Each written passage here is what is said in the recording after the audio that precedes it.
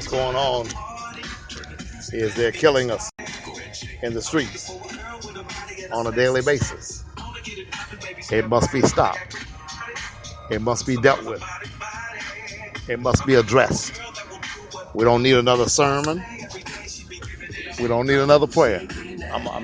Paul said, pray without ceasing. I do that. And I know many Christians who do that and have done that. But prayer is not the only answer, my brothers. Faith without works is dead. The Bible says that. So let's not try to assign our need to be active, try to excuse it or delete it by simply saying all we need to do is pray. No, we need to do more than pray. Now maybe that's all you need to do because everybody is not an activist. But this criminal justice system in this country is criminal and there's not very much justice. I would argue there's no justice for black folks and for Hispanic folks and for poor white folks. So if you really want to call it like it really is, there's no justice for the poor in this country. The rich get richer, the poor get prison. That is the way it is. That is the way it has been for a very, very long time now. The rich get richer and the poor get prison. What is that? I'm looking, this is a live podcast as you all know. The rich get richer, the poor get prison. And we need to do something about it. And I wanted to talk a little bit today about corrections and correcting corrections. I didn't title the podcast that because if I did, nobody would listen. Some of you would. But a lot of people are not very, very concerned about corrections, about these prisons. They don't think the prisons matter. They don't think the prisoners matter. Well, let me tell you something. I talked with a white woman a while back. And she said to me, give me one reason why I should be concerned about what goes on in prisons. And I told her I will give you 800,000 reasons why you should be concerned about what goes on in prisons. And it begins with the fact that 800,000 people get out of prison every year. And they're coming to your neighborhood. They're coming to your city. They're coming to your world. They're coming to your America. If we allow them to be abused, mistreated, victimized while they are locked up, they will be abusers, mistreaters, and victimizers when they get out. You might argue, they were already victimizers before they went to prison. Had they not been victimizers, they would have never gone to prison in the first place. I would argue that there are 10,000 wrongful convictions that have been overturned by the Innocence Project that we know of. And there are thousands that never got to the attention of the Innocence Project. My point, many people are wrongly convicted. That's first and foremost. Secondly, even the many who are rightly convicted. How are we going to change them if we allow them to be victimized while they're in the process, while they're in the place that is supposed to be the place of transformation? If this is really a department of rehabilitation, let's just go with that and pretend like we believe that assertion. If it is really the department of corrections, what are they correcting? And rehabilitation, what are they rehabilitating? And whom are they rehabilitating? So if I'm a malicious victimizer and I assault people and I attack people and I rob people or what have you, and I go to jail for 5 years, where I'm supposed to get in touch with myself and get in touch with what's wrong with me and begin to fix that. People argue all the time. There are psychologists in prison. There are counselors in prison. First of all, a prison counselor is not a counselor, not in California. The counselors in the California prison system are nothing like the counselors in the Georgia prison system, for example. The counselors in the California prison system, 90% of them were ex-correctional officers, probably more than that, probably more like 99% of them. So no one goes to college, gets a degree in counseling, and then goes to prison and becomes a counselor. That is not how California works it. These are mainly prison guards. People who used to be prison guards now becoming counselors because there's extra money, period. That's the bottom line. No more, no less. Not because they care about people, not because they got a way of talking with people, not because they got a way of dealing with people. not because they're great with words, great with character, none of that. They become counselors because counselors make a little bit more money than prison guards make, period. That is it in a nutshell.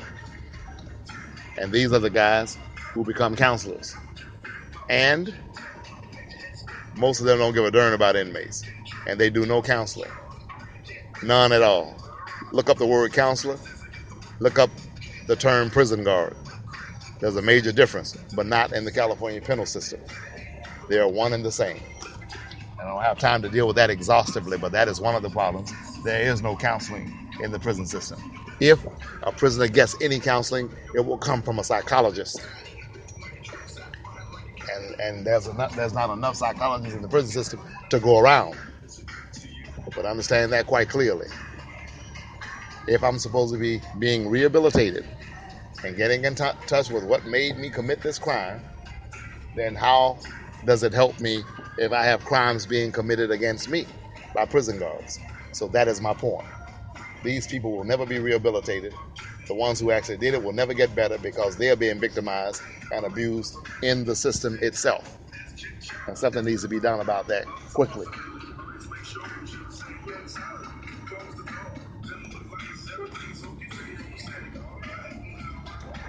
Hey!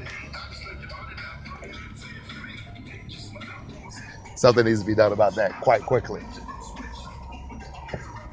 How can the system help somebody if the system is hurting somebody? And that's what happens on a daily basis in the prison system.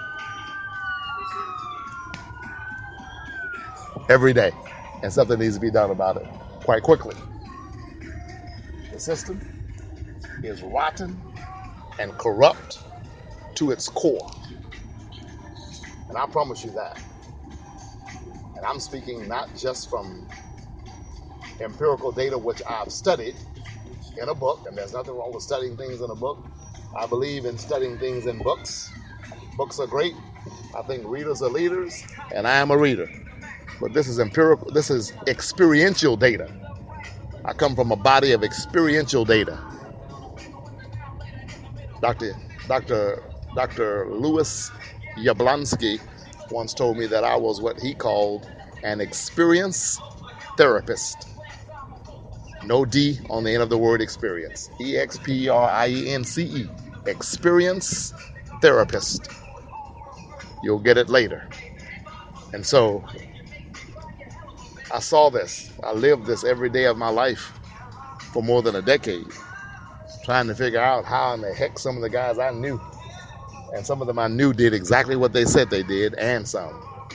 And I lived there trying to figure out how these guys were supposed to be getting better when I saw them being beat down and attacked by prison guards on a daily basis. How are they supposed to be getting better? And I thought with some of the guys that I saw set up to be raped, set up to be beat down by guards.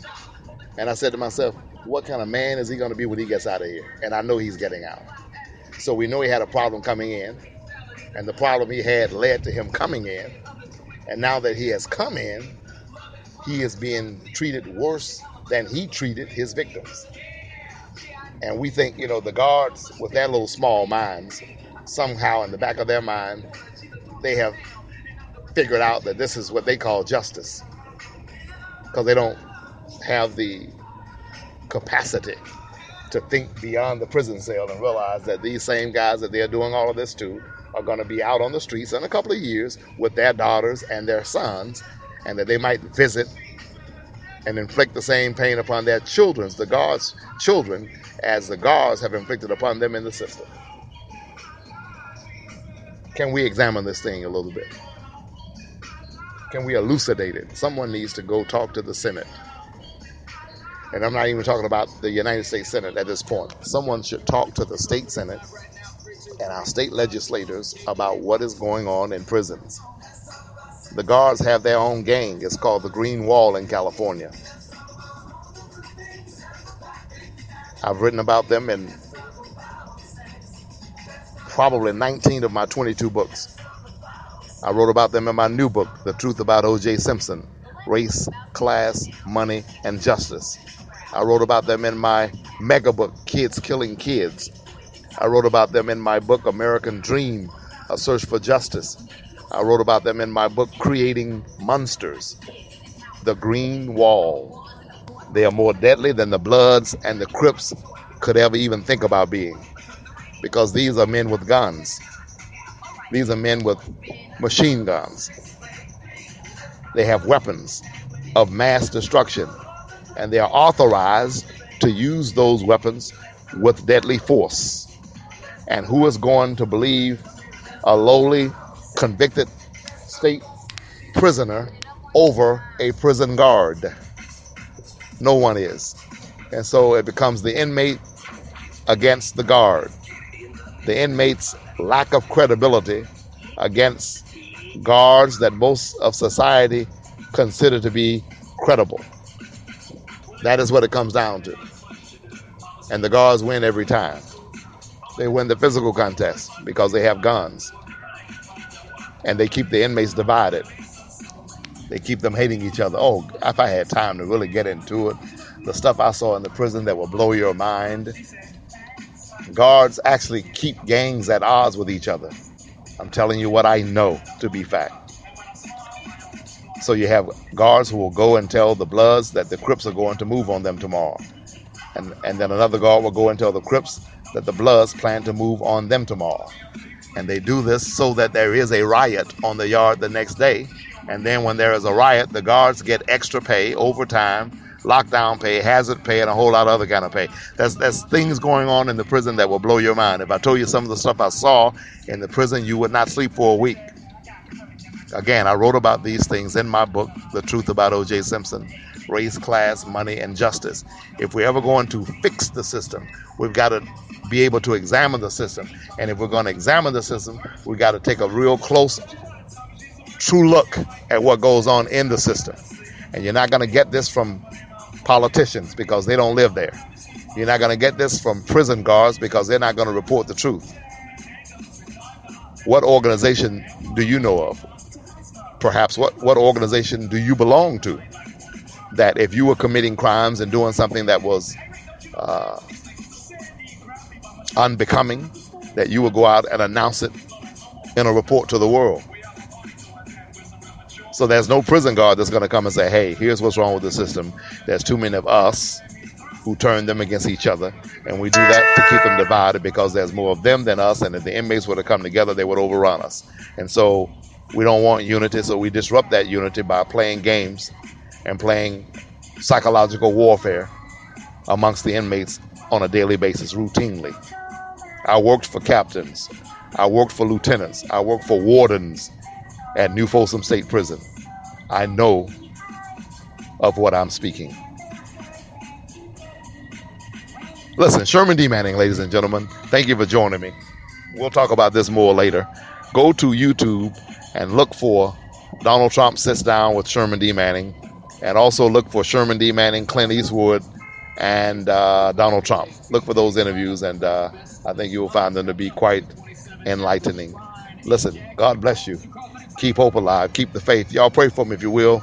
God can do the almighty through the least likely, and right now I am exactly the least likely. Thank you kindly. Bye-bye.